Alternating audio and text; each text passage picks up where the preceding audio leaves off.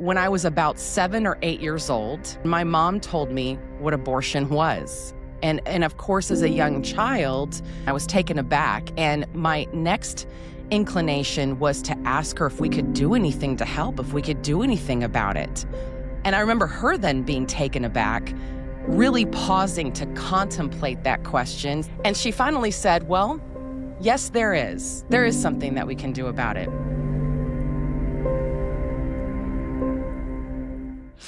Well, hello, everyone, and welcome back to the Lauren Musica Show. This week, we're going to hit you with another power thought. But this time around, I'm not going to share the so-called thesis until the end of the show. I wanted to start this power thought with a story, actually a question that people always ask me. So at different points, because of what I do at Sidewalk Advocates for Life, serving as the president CEO of the nation's largest peaceful sidewalk outreach organization, inevitably, people will come up to me and ask me the very first time that I ever sidewalk counseled, right? Quote unquote, sidewalk counseled. And I usually say college. That was when the interdenominational Brazos Valley Coalition for Life, the local peaceful activist organization that eventually birthed the very first 40 Days for Life campaign, if you're familiar with that beautiful prayer campaign. They had invited some of us college students to get trained in reaching out to mothers in crisis in front of the local Planned Parenthood abortion facility in our college town. And then, of course, I became hooked so much that my so-called side ministry or hobby, I guess you could say, eventually became my life's work. But after being asked that a number of times, at one point it hit me that that actually wasn't the first time that I ever did something like that. It was really when I was about 7 or 8 years old, and my mom told me what abortion was.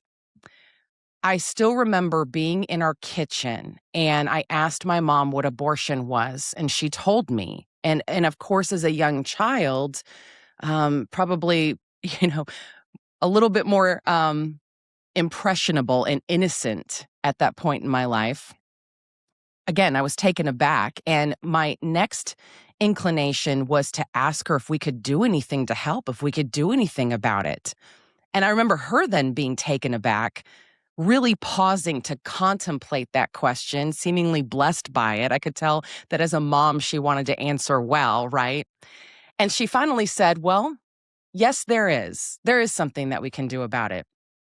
And so what she did is she ordered a big box of pamphlets about what abortion really was and life before birth from Texas Right to Life. I still remember when the box came in the mail and it was just brimming with all this great information. And we stacked up those pamphlets. I got some of them in my hands. We agreed that I was going to take, two of them to each house. So what we did is we went up and down the street in my neighborhood, and she would stand at the cusp of the driveway and empower me to be the one to walk up to the door with a couple of those pamphlets in my hand. I would knock on the door, and then I would just simply say, "Hi, I'd like to give you some information about abortion." And I would hand it to my neighbors. They would thank me, I'd thank them, and that was it. It was beautiful. And then we just moved along. Now, it's funny because when I look back, thankfully, we lived at the time in suburbia Houston, which is very conservative. And even then, no one probably wanted to kick a 7 or 8-year-old to the curb, right? But that powerful message that I could do something at that young age, that one person could make a difference, I truly have my mom to thank for that. She would, in so many different ways, say to me, Lauren, you have the power to change the world. And so I grew up believing it, still believe it today. And I pass that on to all of you. But my kind of thesis here, my message to all of you who have children is this: never underestimate your power to plant eternal seeds in the lives of your children. Your heart, your witness is powerful. It matters. And it just might start a nationwide or even worldwide movement. My mom's witness, just that simple witness of you can do something to affect change, to change someone's life, to change generations.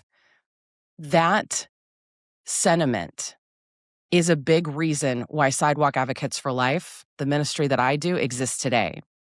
We began in 2014, and just a year later, my mom passed away from health complications.